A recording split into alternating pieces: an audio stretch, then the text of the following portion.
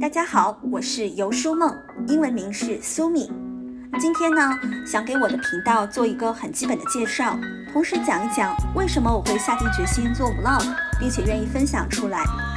那这支短片就相当于是一个预告片，大家可以通过这个视频看到我未来的 vlog 里面会出现的很小的一部分的镜头。那首先就说一说我频道的内容。我的 vlog 应该是会涉及各种各样的话题的，尤其是旅游。我个人非常的喜欢旅游，大家看我的名字也知道，游书梦嘛，第一个字就是游，旅游的游。至于书和梦是什么，以后我在其他视频里可以慢慢的解释。所以除了旅游之外，跟旅游相关的，比如说美食啊、探店啊这些，也是我会容纳到我自己的 vlog 当中的。此外呢，我还非常希望分享一点我个人的生活，很日常的生活，比如说工作。那过去将近3年的时间，我绝大多数时候都是居家上班，在家里远程工作的。所以我也是非常希望和大家分享一下这个平时自己在家里上班的一些状态，还有的时候会做一点简单的烹饪，比如说下午茶呀，这些也会有。还有就是家里的小宠物、小猫、养植物，包括酿酒啊这些，还有一些人生感悟等等各种各样的东西。那我个人是很喜欢在平淡的日子里增加一点不用花什么钱就可以实现的那种很小的仪式感。这样呢，也没有什么负担，没有什么经济上的压力，但就是增加了这么一点点小小的仪式感。很多时候，当我再去做一些有点辛苦，甚至是不太想做的事情的时候，我就会突然觉得能量满满，元气满满。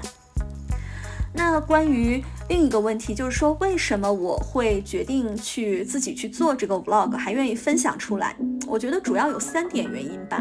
第一个就是疫情之后，对人生的思考真的是更多了，经常会感叹生命如此的宝贵，人生如此的短暂。我就突然有了一种时代的使命感，我觉得我怎么也要给这个世界多留下一点什么呀，对吧？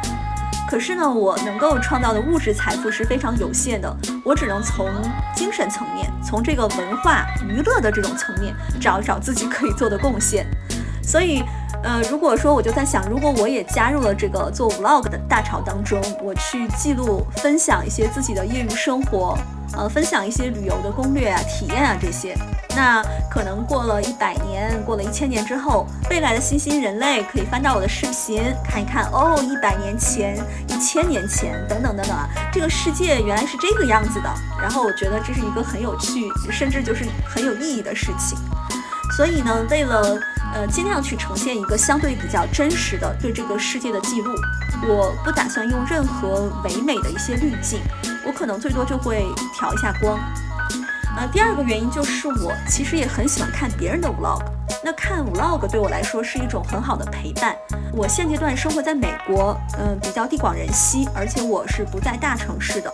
所以说 social 日常的这种社交不是说特别的多。那疫情之后，尤其是居家上班之后，这个社交就更少了，大部分时间真的是比较倾向宅在家里。所以说我也是看了很多不同的 vlog， 有一些做 vlog 的小姐姐阿姨，就虽然她们完全不认识我，甚至跟我生活在完全不同的国家，但是因为我总看他们的 vlog， 我对他们很熟悉，我已经单方面把他们当成我的朋友了，我就觉得这些都是我的朋友，甚至是我的远亲。所以我觉得这也是现代人的一种社交方式，就是说虽然你不认识我，但是因为你的分享，我的生活里已经多了一个你。那反过来呢，我也希望我拍的 vlog 可以给别人解闷儿，就是比如说我也可以跟别人去分享我自己的生活方式，然后我也可以和更多的人去探讨去想象一下，我构思一下怎么可以让我们的生活更加的开心。那最后一个原因呢，就是我觉得如果人生真的只有一次，那我希望我可以多一重身份。我已经用自己的真实身份一路读书、工作、生活。如果说现在通过给自己取了一个网名，借助虚拟的平台来记录我的非主流生活，间接又给自己增加了一个身份，就是觉得给自己续命了。我也会假想我的虚拟身份跟我的现实身份他们在两个平行的赛道上一起前行，让我觉得我的人生宽度是有所增加的。总之呢，我就是希望通过这个虚拟的第二身份来记录并且分享一下我的一些业余的生活。那最后的最后，我想说，人生是一场修行啊，谁的生活里没有风雨，谁家不是猫毛一地。无论生活中有多少的不开心，希望我们都可以笑对人生风雨，静对人生起落，把人生当作是一场旅行，欣赏一下自然风景，体验一下人生百态。生活再忙，也要偶尔停下脚步，用心感受世界的美好。当下即是生活，心安即是归处。